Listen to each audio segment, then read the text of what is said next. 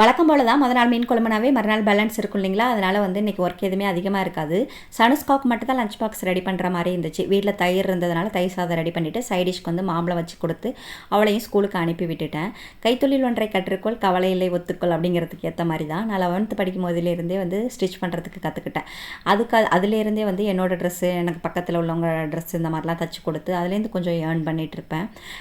நான் வந்து வீட்டில் காசு வாங்குறத விரும்ப மாட்டேன். ஏன்னா வந்து அவங்கள்ட்ட வாங்கிட்டு போனோம் அப்படின்னா கணக்கு கரெக்டாக வந்து சொல்லணும் இல்லைங்களா, அது வந்து எனக்கு அவ்வளோவா திருப்தி இருக்காது. இது நம்ம கையிலேருந்து செலவு பண்ணுறோம் அப்படின்னா தாராளமாக செலவு பண்ணலாம் அப்படின்னு சொல்லிட்டு அதுக்காண்டியே மெனக்கட்டெல்லாம் தைக்க ஆரம்பித்தேன். ஏன்னா நம்ம தான் ராஜா விட்டு கண்ணுக்குட்டியாச்சா, வீட்டில் எந்த வேலையும் இருக்காதுல்ல, நல்லா தைச்சிட்டே இருப்பேன். அதில் வந்து எனக்கு நல்லா ஜாலியாகவும் இருந்துச்சு. ஆனால் வந்து இப்போதைக்கு எனக்கு அந்த ஸ்டிச்சிங் எப்படி பயன்படுது அப்படின்னா, நான் தூங்காமல் இருக்கிறதுக்கு தான் பயன்படுது. ஏன்னா வந்து 2 குழந்தைங்கள பார்த்துக்கிட்டு அதுக்கே எனக்கு டைம் இருக்க மாட்டேங்குது.